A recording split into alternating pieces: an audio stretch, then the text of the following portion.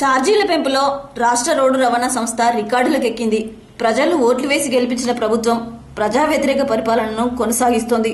మొదట diesel, gas ధరలు పెంచి సగటు మధ్యతరగతి పౌరుడిపై ప్రభుత్వం ఆర్థిక భారం వేసింది. ఆర్టీసీ బస్సు ఛార్జీలు పెంచి ప్రయాణికులపై మరో భారం మోపింది.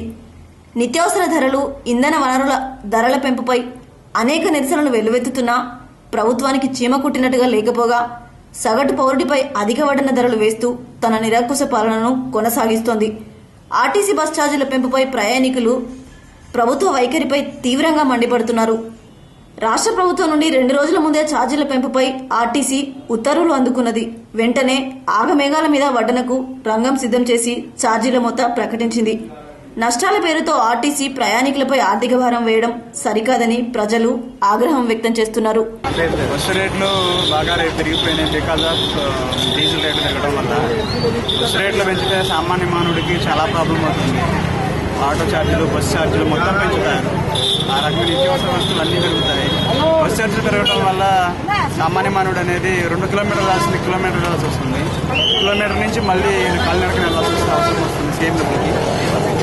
డీజిల్ ధరలు పెంచడం, 5 రూపాయలు పెంచడం అనేది ఈ ప్రత్యేకంగా ప్రజలు ఖండిస్తున్నమాట. ఆర్టీసీ రేట్లు పెంచడం సబబే కానీ ఇంత పెంచొద్దు, కొంచెం తక్కువ చేయాలి. 350 కోట్లు భారం పడుతున్నారు, 550 కోట్లు ప్రాఫిట్ చూస్తున్నారు. అది కరెక్ట్ కాదు. ఆ లెవెల్కి బడ్జెట్ చేసుకొని చేస్తే బాగుంటుంది. లక్ష్మీనారాయణ, నేను రిటైర్డ్ ఎంప్లాయీ. ఉన్న ప్రభుత్వం పబ్లిక్ గురించి ఏం లేదు. మన గురించి వాళ్ళు ఆలోచిస్తున్నారు. ఎమ్మెల్యే పోర్ట్ఫోలియో వాళ్ళు చేసుకుంటున్నారు కానీ పబ్లిక్ గురించి ఏం ఆలోచిస్తున్నారు. పబ్లిక్ ఏం ఫెసిలిటీలు ఏం దాని గురించి ఏం ఆలోచిస్తున్నారు. వాళ్ళు చేసే పద్ధతి రాంగ్. అది ఈ ప్రభుత్వం ఉండాలే వేసేది. ఇప్పుడు ఏంటంటే 3 years అవుతుంది. మేము ఇంకా అన్ని పెరిగాయి, మేము కూడా ఏం పెంచలేదు. డీజిల్ కూడా ఎన్నిసార్లు పెరిగింది, మేము కూడా ఏం పెంచలేదు. అందుకే ప్రజలు 3 years బస్ ఛార్జెస్ పెంచుతారు.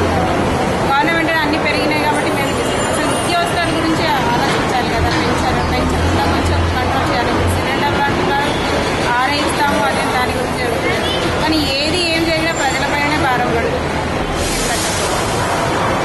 కరెక్ట్ అని చెప్పేసి అనుకోవాలి. ఎందుకంటే మళ్ళీ బస్సులు ఉండవుగా. వాళ్ళు పెంచకపోతే వాళ్ళకి ఆమదనీ ఉండదు. డైరెక్ట్ ఆమదనీ ఉండదు, ఇండైరెక్ట్ ఆమదనీ కూడా ఉండదు. ప్రజలకి వ్యతిరేకంగానే ఎప్పుడు ప్రభుత్వ వైఖరి ఉంటుంది. డీజిల్, గ్యాస్ ధరలు పెంచిన ప్రభుత్వం ప్రస్తుతం ఆర్టీసీ ఛార్జీలు పెంచి ప్రయాణికులపై భారాన్ని పెంచింది. దీంతో ప్రయాణికులు ఆర్టీసీ ఛార్జీలు పెంచడం, డీజిల్ ధరలు పెంచడంపై ప్రయాణికులు ఎంతో ఆవేదన వ్యక్తం చేస్తున్నారు. వీడియో జర్నలిస్ట్ లక్ష్మణ్తో సంతోష్, TV11 న్యూస్, హైదరాబాద్.